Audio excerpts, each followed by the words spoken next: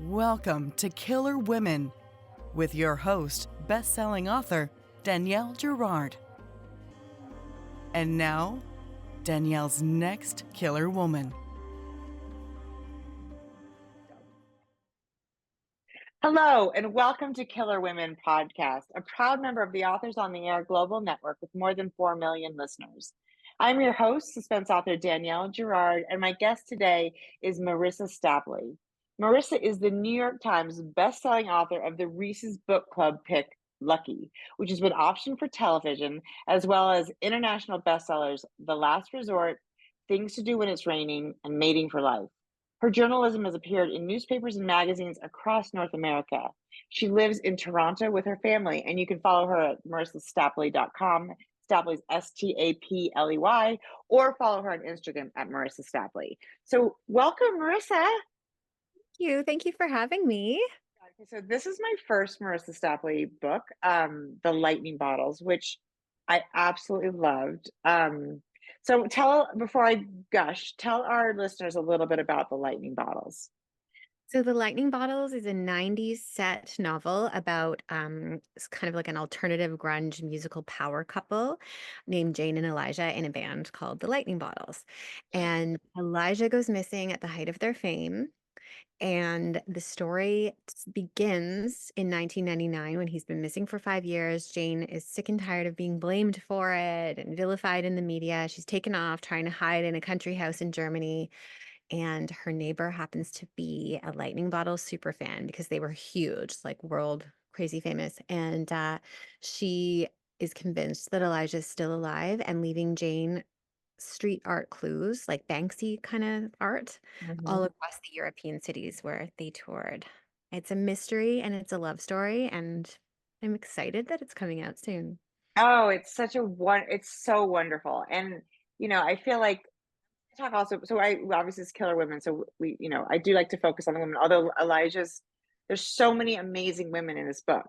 Of course we have Jane, who is the superstar, who's, as you said, vilified because she's not the sort of naturally comfortable under in the limelight, and she's a songwriter, but she's not necessarily the front of the show, right? Like Elijah, and he seems to have this sort of happy-go-lucky appearance about himself when he's on stage, right? Which is an incredible talent, and she just doesn't feel that. So she's sort of basically looked at like the bitch of the couple, right? He's this wonderful. Everyone's like, why is that guy with her?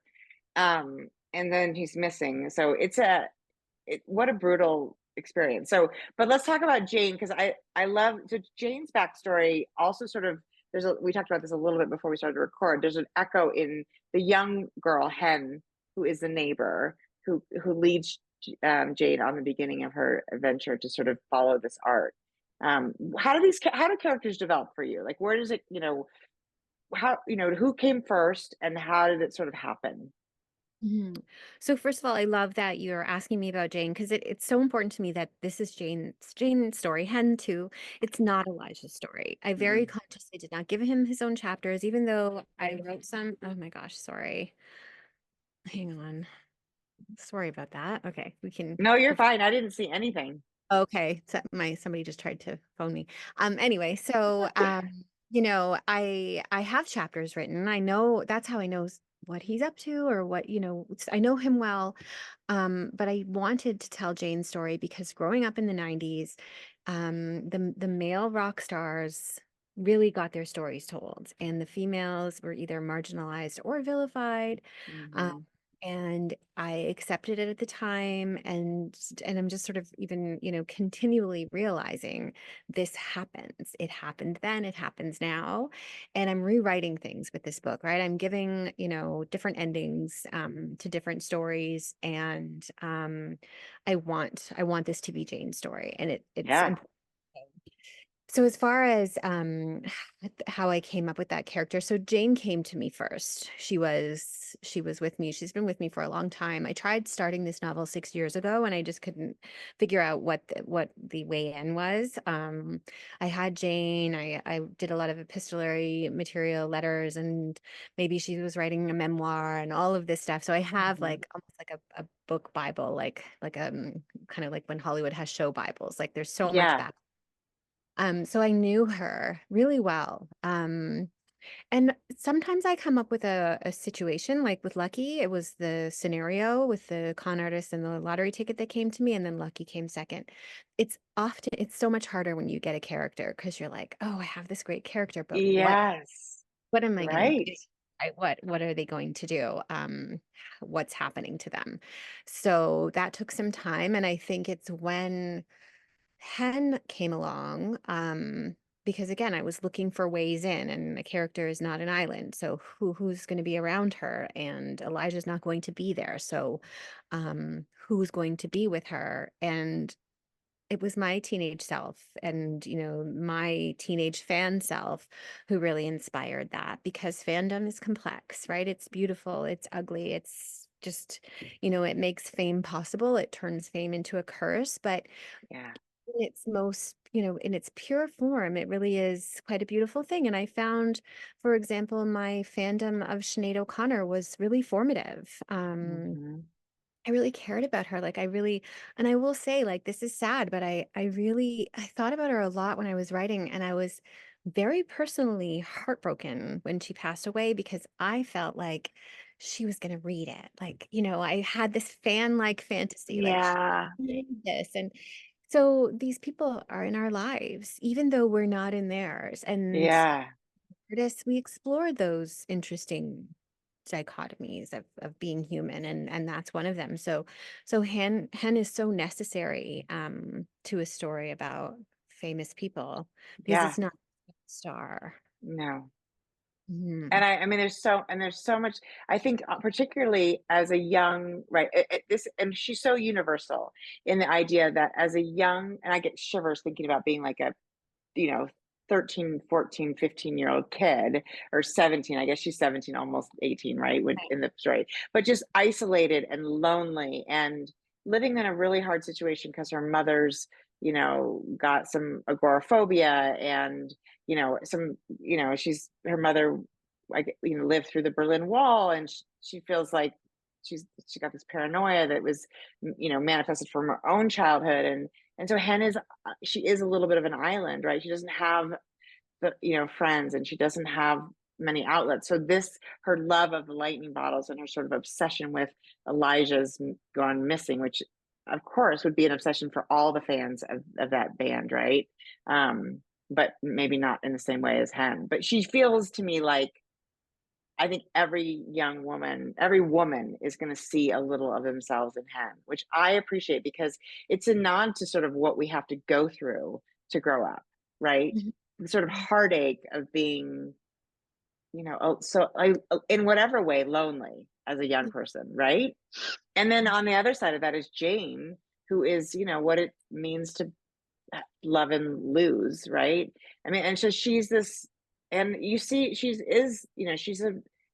been hardened, of course, by her experiences, and yet she's also still soft. There's many sort of soft sides of her, which the public doesn't get to see because the public doesn't get to see so much, right?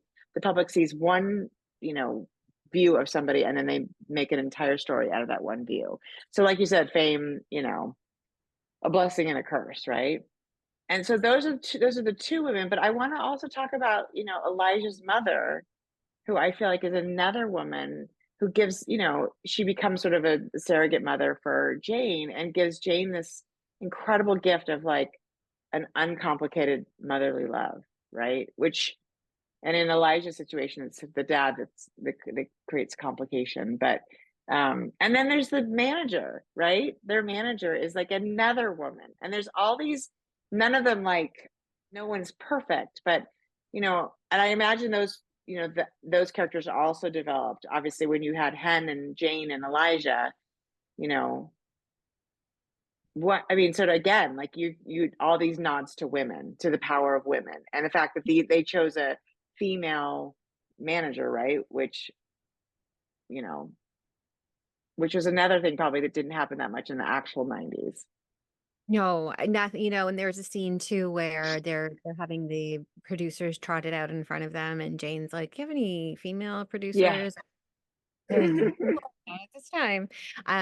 Yeah, I don't know that there, the female manager, what it was a rarity. So that was important to me. It was a really conscious choice. So yeah, I'm glad that you noticed that. And, motherhood. I mean, Elijah's mother, like, you know, when I think about the inspirations for Elijah, like Kurt Cobain or Jeff Buckley and their mothers, are complex characters in real life, right? And they lost their sons and they had these complicated sons and complicated relationships and whether, for various reasons. So I found myself really interested in that and what exactly that would look like and, how someone can end up um with the baggage that Elijah has, Yeah. but still have that like soft place and that unconditional love.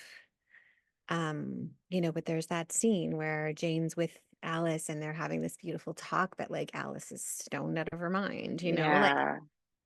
it's just there's that complication. So yeah, every character is so important. Even Elijah's, ex Sean, like it was important to me.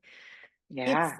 there's this women against women in the 90s. It's even now, like it's, Kim really likes to try to play that up. And Yes.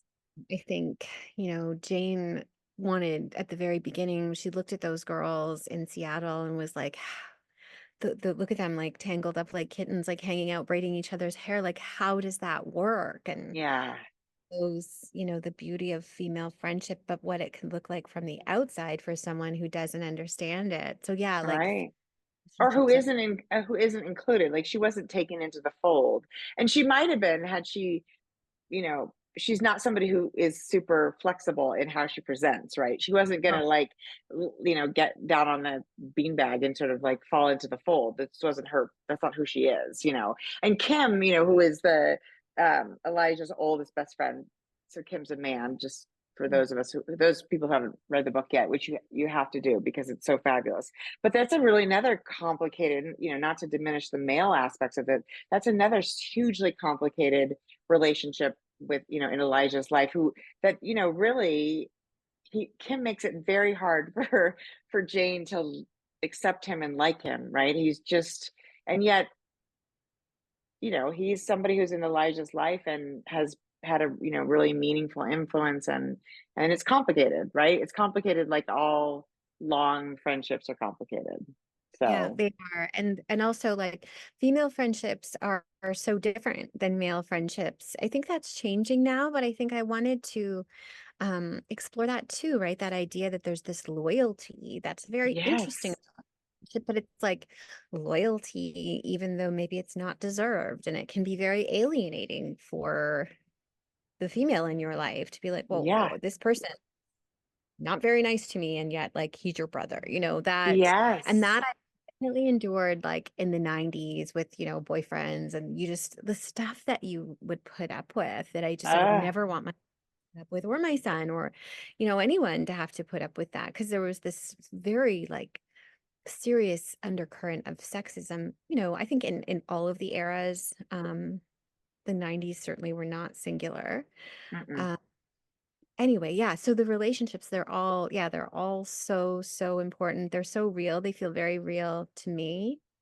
But yeah, the women are really really important. And yeah, this is Jane and Hen's story, really.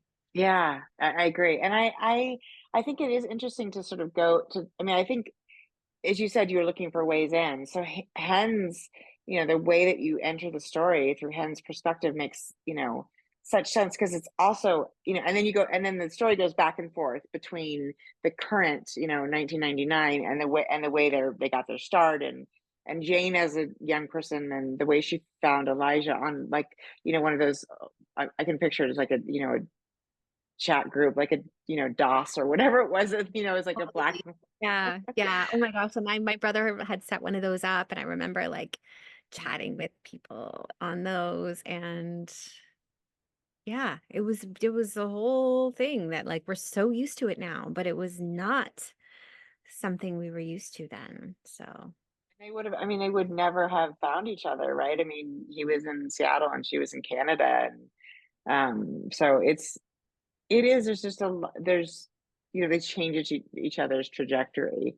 So it's interesting that you said you had this idea a long time ago. Um, and so is that how books work for you? You have like some seed of an idea that you sort of pick out in the back of your mind, or you let it, you know, is that typical for a book to take sort of years to sort of come to a place where it's ready to be written? I mean, at that up to that point, it wasn't really like normally I would come up with an idea and then just try to run with it. But I had had an experience previously, where I had an idea and I tried to run with it and I got about halfway and it didn't work. So I was feeling cautious. I had spoken with my agent about this idea for the lightning bottle. She loved it. But then what ended up happening is my mom got really sick and I Mm. was trying to write the lightning bottles and it was too dark and too complex. And the Lucky idea came to me around that time and then the idea for Lucky. And so I decided to pursue that because it felt more manageable Yeah, emotionally. yeah, um, that's what happened there, and I mean, I'm so it was a heartbreaking, very challenging time in my life. I'm so glad that I got to choose Lucky because Lucky changed my life and ultimately yes. has provided, a huge comfort in my grief because my mom did end up passing away. I'm I sorry. could never have taken on the lightning bottles through any of that. Right. And I also think that sadly, I probably couldn't have written it the way that I do, having not lost someone yet. Yeah. Because understand like that, and there are some people who will probably say like, how could you forgive someone for like taking off on you? And there's a lot of stuff here, but if you've lost someone, you know that like you would give anything to Have have them them back, back. right? Yeah, So right. it's And not forgive you. exactly. And I also think that you know, there's a there is something, I mean, they came together so young, right? They were so young that I Yeah. also think there was something that they each had to learn, right? And I think it's like almost like in that situation, there was no way forward without that. I think Oh, that was what, right. I think that, I and think, that's true, I think, of a lot of parts of our lives, right? oh, for sure. And I think, that I'm glad you said that too, like about the things they had to learn, because characters have to go on journeys, right? They can't be perfect at the beginning. With Elijah, for me, it was a very conscious choice that, he was young. They were both young. He is not perfect. He is that guy who you maybe shouldn't have been dating, who you wanted to fix. And Mm, most of the time, those relationships don't work out, but you can feel what it felt like to love that person, even though they were. yeah, So, like, Elijah really needed to grow up. yeah, And um yeah, like that's important. And in terms of like the only solution like to their relationship being, this kind of brutal situation that they end up in, all my research on addiction led me to the fact that it is an impossible situation in almost every case. yeah, Particularly 90s, there was no way out for so many. And I think that was almost part of the seed of the novel. Like, what if Kurt Cobain had just actually, gone and like lived in the middle of Alaska somewhere for 10 years? Like, yeah, what if Jeff Buckley just pretended to drown, because they were both in prisons. Kurt Cobain, it was addiction. Jeff Buckley, I think it was more mental yeah, illness, that weird prison of fame. yeah. Yeah, Oh, which so I mean, it is to just think about, it's funny because, I mean, we're touched by sort of like being known in some really small way when you write a book. But the idea of like being on stage, like whether you're an actor or a singer, I mean, or a part of a band, that is like, it hits every like nerve in me to imagine what that would be like. It just sounds like hell. And I know people crave it, they really want it. But, um, until I they just get think. I Yeah, don't I think think that that's right.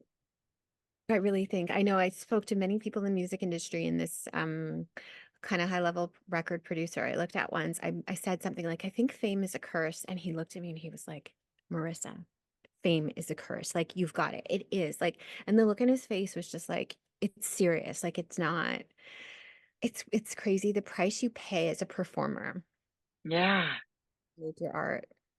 Oh my gosh. Like it's stunning to me how, yeah, what famous people endure and how it's just expected.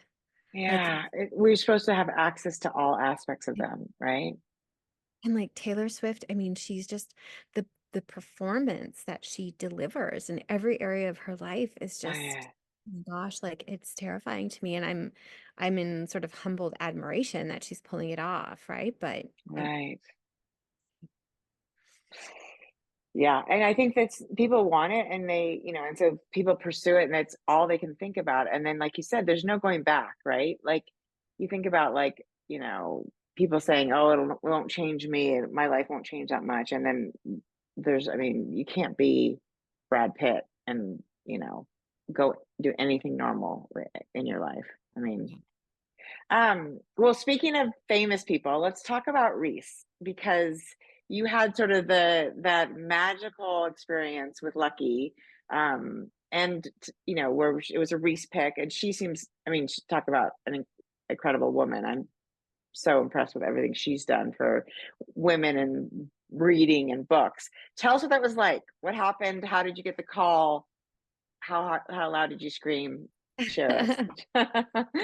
And she's a very interesting example of a person who's taken her fame and tried to, like, I see her as, actively trying to do good in the world and make a difference and use her fame for that.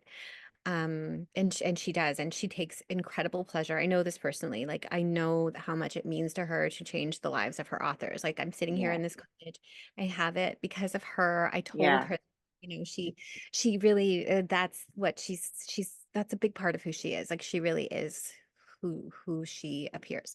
So yeah, the moment that I found out, I guess it was around this time. How many years ago now? I'm starting like 2 years ago.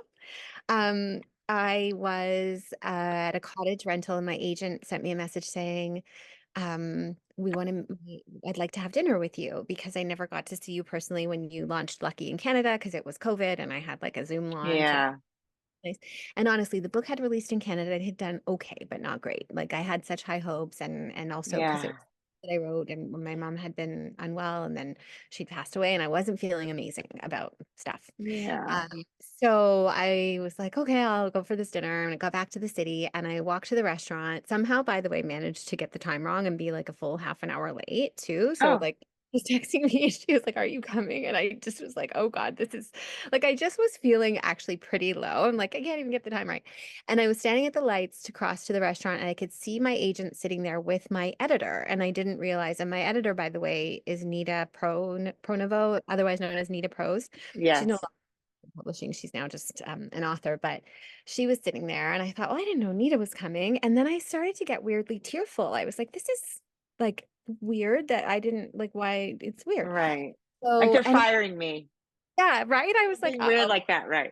something weird. And then so I got to the table, started babbling nervously, and there was champagne. And I was like, okay, this, and again, like I'm catastrophizing. Like, is this they're trying to like, am I getting fired with champagne? What is happening? Um, so so then Samantha, my agent, said, Nita wants to tell you something really important. And she started videoing with her phone. And at that point, I did think, okay, it would be really bizarre if something Yeah. bad were happening and they were going to fire me. Oh, right. So we have this all on video. So Nita very clearly says, this is extremely confidential, really big news about the US release of Lucky. It's the Reese's Book Club pick for December. And in the video, like I just immediately do what you did. Like I just go and I just started crying. And I love watching it because I was completely like elated and emotional but I I have wasn't shivers. Yeah. like who me? Like because I worked really hard up until that point. Yeah. Wasn't, that was my fourth novel and so so I wasn't like, oh, I don't deserve this. I was just like, oh my God, I'm so grateful. And like, oh, Yeah. thank just, and also this book of my heart, of my, with what I wrote with my mom, it felt really like that too, Yeah. because I was able to share it with her when she wasn't well. She loved it. It kind of kept her going a bit. So it was the most beautiful, beautiful thing. It was great. Yeah. It was Yeah. really just, and Nita said, everything will change at this point, and it has, it has changed. It completely changed everything. And so yeah, it was a really beautiful moment. Yeah. That's And amazing. it's actually on my Instagram, like below. I think that I have it as like the moment kind of pinned to the top, so you can watch it. It's really Go. Absolutely. How go watch fun. it because it is, yeah, it's a really I carry that with me. It really is beautiful. And yeah, I mean Reese, she does this. It's something that she does. It's not just me, right? It's once a month, and she's coming up to her 100th pick, and I'm so excited. That's next month. And the things that she has been able to make happen, because it is hard. You're an author, like it's a tough Yeah. industry. There are ups, there are downs. Yeah. It doesn't actually, there are still ups and downs for me, I like, know. Right. so yeah, that was the But it is a magical thing. And I actually also, I mean, we're talking about women. And I actually kind of also love that she chooses women, that it's Mhm. like a way, that it's a way to sort of tip, the hat to like, to sort of her own experience as a woman, and then to the women who create these stories about women largely, right? These are stories about, I mean, they're stories about humans, men and women, but I think there's at the core of each of those, it seems to me that there's a woman, right, who is um you know, talking about something that feels very real and universal. And so that is the most exciting thing. I can't even imagine that. So it's such the dream, right? And yeah, I mean, so basically, did you find that then, like, you said everything changes because everybody wants to read every book you've ever written. So they go back and they read them all.